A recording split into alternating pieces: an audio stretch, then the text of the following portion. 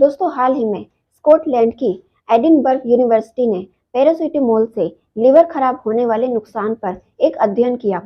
इसमें सामने आया कि इसके सेवन से लिवर को नुकसान होता है, जबकि ओवरडोज गंभीर हालात पैदा कर सकता है, जो किसी को मौत के मुंह तक पहुंचा सकती है। तो दोस्तों, जानिए कि कब पैरासीटामोल जहर बन सकता है। साथ ही जानिए कि इसे कब और कितनी मात्रा में खाना चाहिए। ये कब फायदेमंद साबित हो सकती है, इसे क्या साइड इफेक्ट्स हो सकते हैं, किन लोगों को इसे नहीं खाना चाहिए और क्या खुदकुशी में इसका इस्तेमाल हो रहा है। दोस्तों, सिर दर्द, बदन दर्द या हल्का बुखार हो, लोग अक्सर पैरासीटामोल की गोली ले लेते हैं। इससे आराम भी मिल जाता है।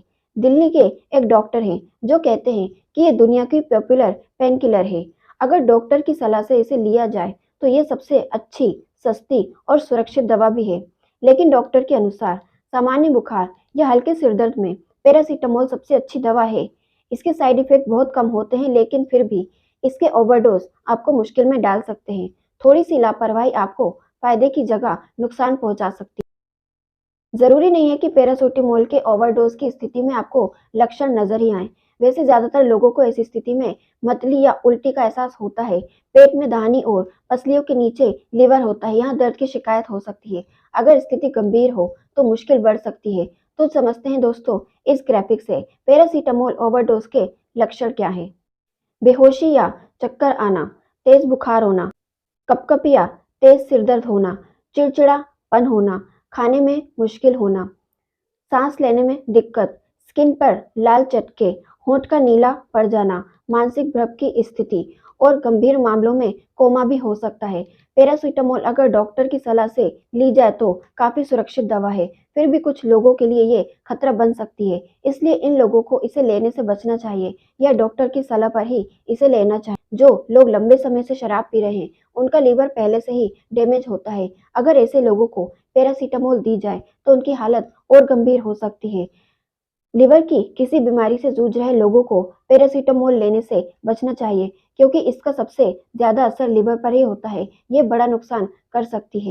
अगर किसी को पैरासीटामोल से एलर्जी है तो उसे भी ये दवा नहीं लेनी चाहिए। इससे किसी भी तरह की स्थिति पैदा हो सकती है।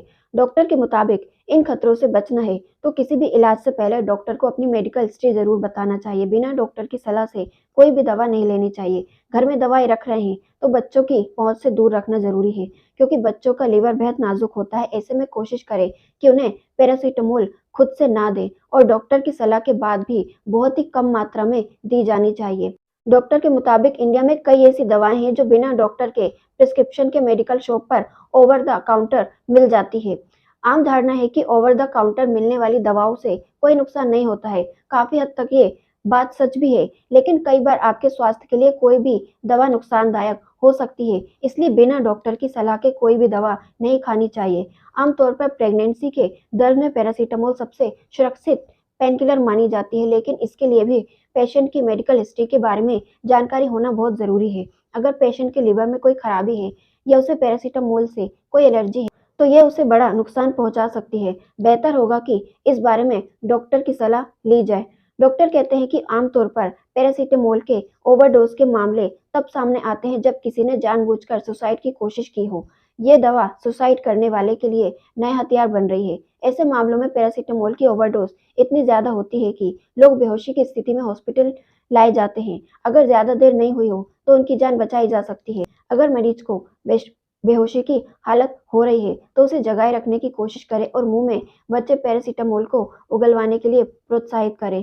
मेडिकल हेल्प मिलने से पहले व्यक्ति को पीठ के पीछे तकिया लगाकर रखें और उसके पैरों को थोड़ा आगे की ओर खींचकर रखें। अगर मुंह पर उल्टी के छींटे हैं तो उसे किसी साफ कपड़े से पोंछ इस दौरान उसे कुछ भी खाने पीने को बिल्कुल ना दें। अगर व्यक्ति सांस नहीं ले पा रहा है या उसका दिल नहीं धड़क रहा तो उसको CPR देने की जरूरत है।